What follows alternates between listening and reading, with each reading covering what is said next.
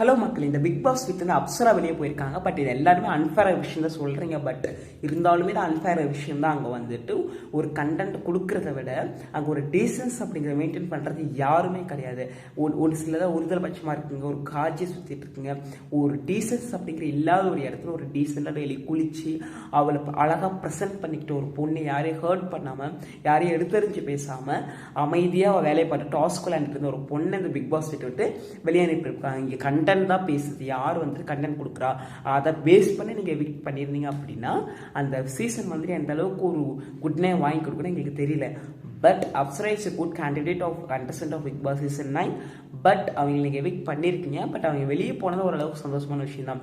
ஏன்னு கேட்டிங்க அப்படின்னா இப்படி ஒரு குரூப் ஆஃப் பீப்புள் கிட்ட இருந்து அவளுடைய நேமை ஸ்பாயில் பண்ணி வெளியே போகிறதுக்கு அமைதியாக ஒரு 2 வீக் இருந்தாலுமே அவங்களை இண்டிவிஜுவலிட்டி காட்டி நல்லா ப்ளே பண்ணியிருக்காங்க. அதுக்காக ஒரு ஹேண்ட்ஸ் அப் கொடுத்துடலாம். Thank you so much Afsar for joining with us. ஒரு நல்ல ஒரு கேண்டிடேட், ஒரு நல்ல ஒரு கண்டஸ்டன்ட் உங்களை வந்துட்டு இந்த பிக் பாஸ் தான் மிஸ் பண்ணிட்டாங்க. உங்களுக்கு நிறைய ஸ்டேஜஸ் இருக்குது, அந்த ஸ்டேஜில் போயிட்டு நீங்கள் நல்லா பர்ஃபார்மன்ஸ் பண்ணி உங்களுடைய லைஃப் ஜேர்னி ஸ்டார்ட் பண்ணுன்ட்டு உங்களுடைய மனமார்ந்த வாழ்த்துக்கள். அண்ட் ஆல்சோ கண்டென்ட் பற்றி பேசுகிற இந்த பிக் பாஸ் டீம் இந்த கலையரசி என்ன கண்டென்ட் கொடுக்குறாங்க எனக்கு தெரியல. பட் கண்டென்ட்டுக்காக என்ன வேணாலும் பண்ணலாம் அப்படின்ட்டு அந்த வீட்டில் சுற்றிட்டு தெரியுதுங்க.